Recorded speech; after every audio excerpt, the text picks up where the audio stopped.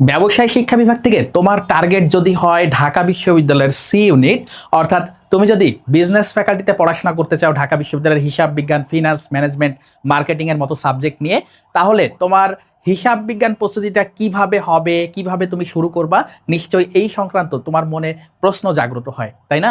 তো এই বিষয়গুলো আজকে ক্লিয়ার করব। তোমার হিসাব বিজ্ঞানের প্রস্তুতিটা ঢাকা বিশ্ববিদ্যালয়ের সি ইউনিটকে কেন্দ্র করে কিভাবে শুরু করবা এবং একেবারে ঢাকা বিশ্ববিদ্যালয়ের পরীক্ষার দিন পর্যন্ত কিভাবে তুমি আগাবা, সেই বিষয়টা নিয়ে আজকে কথা বলবো। এবং দেখো, আমরা কিন্তু বলেছিলাম আমাদের আগের ভিডিওতে হিসাব বিজ্ঞানে ঢাকা বিশ্ববিদ্যালয়ে এমসিকিউতে রয়েছে কত মার্ক? এমসিকিউতে রয়েছে আমাদের 12 মার্কের এমসিকিউ, 12 মার্কের এমসিকিউ রয়েছে। পাশাপাশি 8 মার্কের আমাদের রিটেন থাকে, 8 মার্কের রিটেন থাকে। এই রিটেন এবং এমসিকিউ দুইটা মিলে আমাদের 20 মার্ক। এবং এই যে 12টি এমসিকিউ এবং 8 মার্কের যে রিটেনে কিন্তু 8 মার্কের কোনো বর্ণনামূলক প্রশ্ন হয় না, বরং কি হয়, একটি করে সিঙ্গেল সিঙ্গেল প্রশ্ন হয়, 8টি সিঙ্গেল প্রশ্ন, অর্থাৎ 8টি প্রশ্ন হয় রিটেনের জন্য। 8টি প্রশ্নে 8 মার্ক, এক করে 8টি প্রশ্নে 8 মার্ক। ওকে, তো এই মোট সর্বমোট আমাদের 20 মার্ক থাকে। এই 20 মার্কের প্রস্তুতিটা কিভাবে তুমি শুরু করবা এটা হয়তো বুঝতে পারতেছো না। তো আমাদের এইটার প্রথম ধাপ হবে একেবারে প্রথম দিন, তুমি যেদিন শুরু করতে চাচ্ছ, অনেকের এইচএসসি পরীক্ষা হয়তো হয়ে গিয়েছে, তোমরা শুরু করতে পারো। একেবারে প্রথম ধাপটা হবে প্রশ্ন বিশ্লেষণ দিয়ে, প্রশ্ন ব্যাংক বিশ্লেষণ দিয়ে, প্রশ্ন ব্যাংক বিশ্লেষণ দিয়ে হিসাব বিজ্ঞানের প্রশ্ন নিবে বিগত বছরের, নিয়ে এটা বিশ্লেষণ করতে হবে। কেন জরুরি?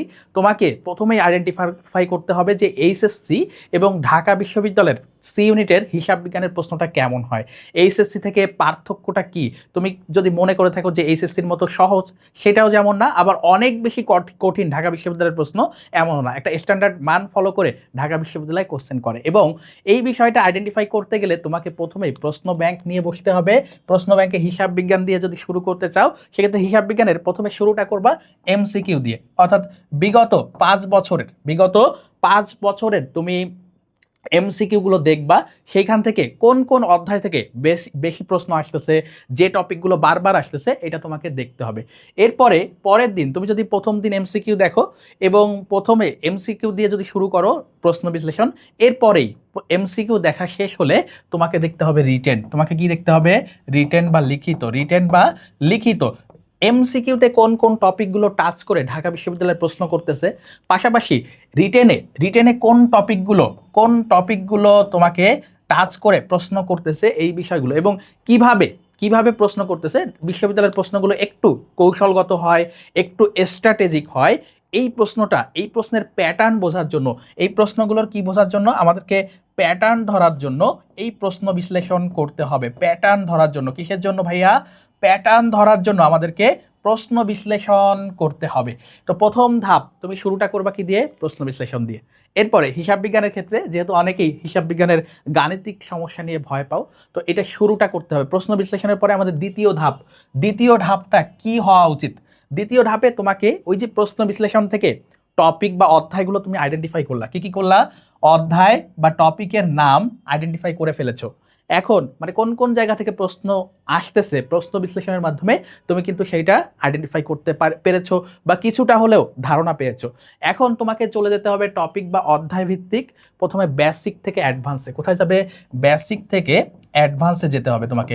বেসিক থেকে অ্যাডভান্সে তোমার কি অবস্থা? বেসিক থেকে অ্যাডভান্সে তোমার কি অবস্থা, অর্থাৎ ওই প্রশ্নের সর্বনিম্ন মানটা কেমন, মানে কত সহজ প্রশ্ন হয় এবং এরপরে তোমাকে কতটা অ্যাডভান্স প্রশ্ন ঢাকা বিশ্ববিদ্যালয় করতে পারে, এইটা তুমি যখন বুঝবা এবং যে টপিকগুলো থেকে প্রশ্ন হচ্ছে সেইটার তোমার বেসটা কেমন, সেইখানে তোমার বেসটা কেমন, সেখানে তোমার বেসটা কেমন, তোমার বেসটা কি উইক নাকি তোমার বেসটা কতটা স্ট্রং নাকি উইক, এটা তোমাকে বুঝতে হবে।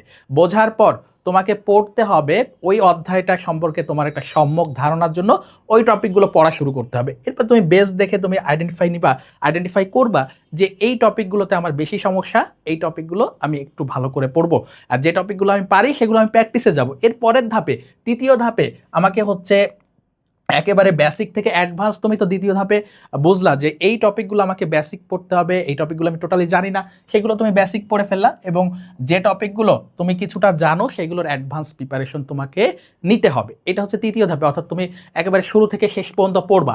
এরপরে হচ্ছে শুরু থেকে শেষ পর্যন্ত পড়বা মানে টপিকগুলো তোমাকে সম্যক ধারণা পাওয়ার জন্য যেসব জায়গায় তুমি উইক সেগুলো একটু ভালো করে পড়বা, যেসব জায়গায় তুমি একটু স্ট্রং সেগুলো প্র্যাকটিসের জন্য কিভাবে নিয়ে যাওয়া যায় সেগুলো তোমাকে বুঝতে হবে। তো এই এই জায়গা থেকে আমরা হচ্ছে বেসিক এবং অ্যাডভান্সটা শিখে আমাদের পরের ধাপে চলে যাব, আমরা অ্যাডভান্সে আমরা প্র্যাকটিসে যাব।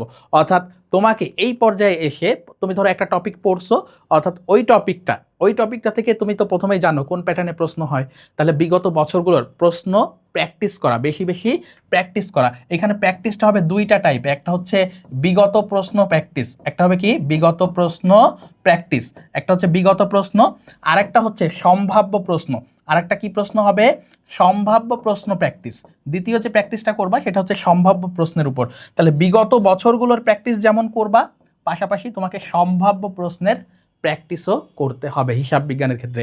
এবং তুমি যে জানো ইংরেজির একটা প্রবাদ আছে, practice makes a man perfect, practice makes a man perfect. তাহলে এই যে practice makes a man perfect এই বিষয়টা জানো হিসাব বিজ্ঞানের জন্য আরও বেশি জরুরি। তুমি প্র্যাকটিস না করলে বিশ্বাস করো হিসাব বিজ্ঞান আমি 1 মাস ধরে তোমাকে করাবো, 2 মাস ধরে করাবো, 3 মাস ধরে করাবো, তুমি 15 থেকে 20 দিন বা 1 মাস প্র্যাকটিস করবা না, পরে আবার করতে বসবা, তুমি হচ্ছে দ্রুত করতে পারবা না, তোমার দেরি হবে করতে, ভুল হবে।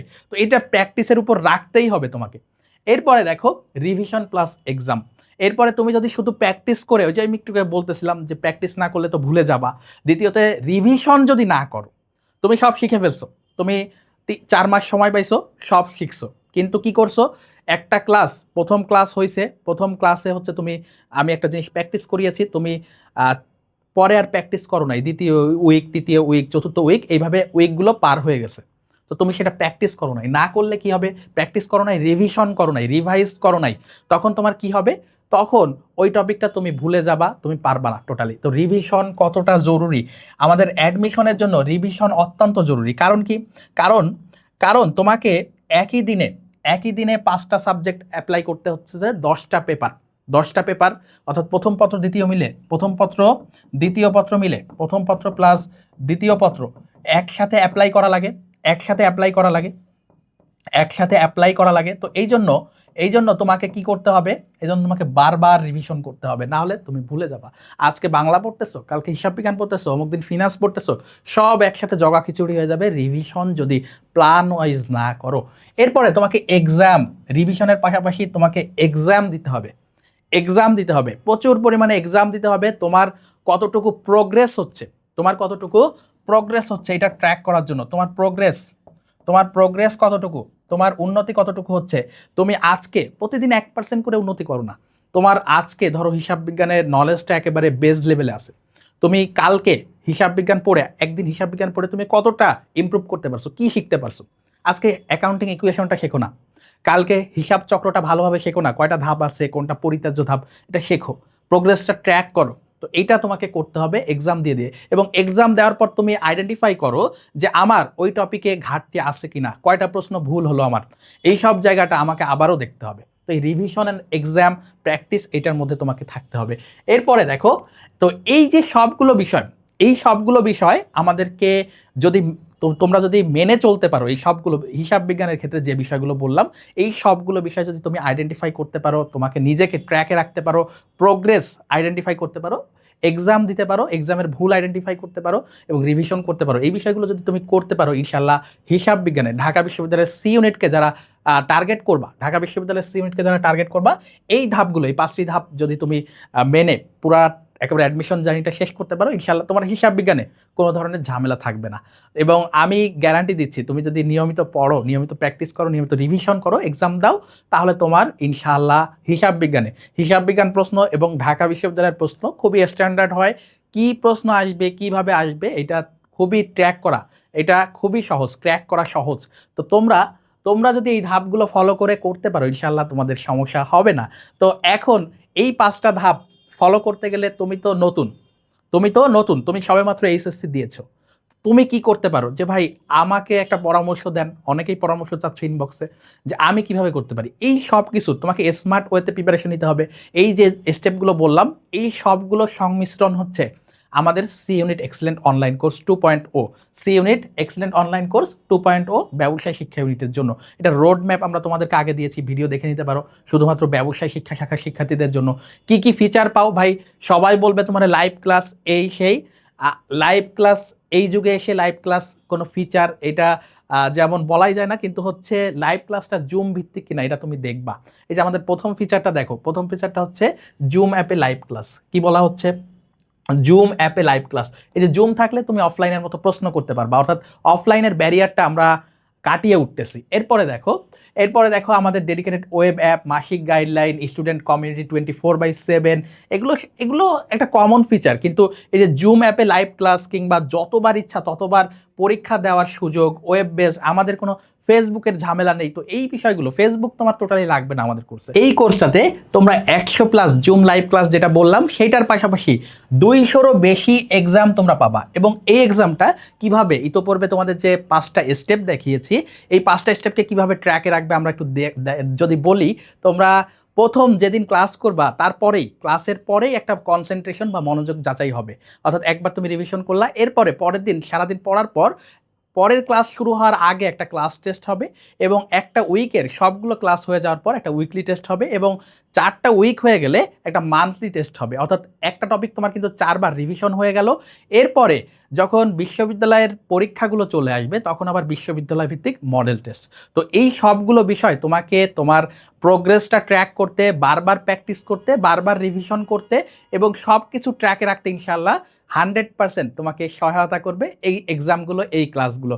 এরপরে আমাদের সি ইউনিট এক্সেলেন্ট অনলাইন কোর্সে সব মেন্টর ঢাকা বিশ্ববিদ্যালয়, এখানে যেমন সাইব ভাই আছে, আমাদের সাইব ভাই আছে বাংলার, একইভাবে বাকি বিল্লা ভাই আছেন সবচেয়ে বেশি অভিজ্ঞ, এবং একইভাবে আমরা সবাই ঢাকা বিশ্ববিদ্যালয়ের, এবং ঢাকা বিশ্ববিদ্যালয়ের মেন্টররা কতটা দক্ষ, কতটা এক্সপার্ট তোমরা আমাদের ক্লাসগুলো যারা করেছো তারা অবশ্যই জানো, যারা করনি তারা দেখে নিতে পারো। আমাদের এই দক্ষ এবং এক্সপার্ট মেন্টর প্যানেল তোমাদেরকে 24/7 সার্ভিস দিয়ে যাবে। আমাদের কোর্সের সময়সীমা হবে 9 থেকে 10 মাস, এবং পুরা বিশ্ববিদ্যালয়ের ভর্তি পরীক্ষা যতদিন না শেষ হবে ততদিন পর্যন্ত আমাদের এই সার্ভিস চলতে থাকবে একটা কোর্সের মাধ্যমে, যত জায়গায় বিজনেস ফ্যাকাল্টি আছে পাবলিক বিশ্ববিদ্যালয়ের। ওকে, এরপরে আমাদের এটার কোর্স ফি কত? আমাদের মূল কোর্স ফি 5,000 টাকা, কিন্তু এখন 40% ছাড়ে তোমরা মাত্র 3,000 টাকায় ভর্তি হতে পারবে। তোমরা যারা এখনো ভর্তি হতে ইচ্ছুক, তোমাদের সাথে ক্লাসে দেখা হবে যারা ভর্তি হবা ইনশাল্লাহ।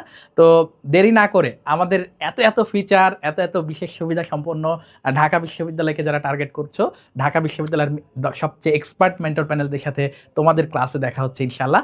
এবং সেই পর্যন্ত সবাই সুস্থ থাকো, ভালো থাকো, সবার জন্য শুভকামনা। আসসালামু আলাইকুম রহমতুল্লাহ।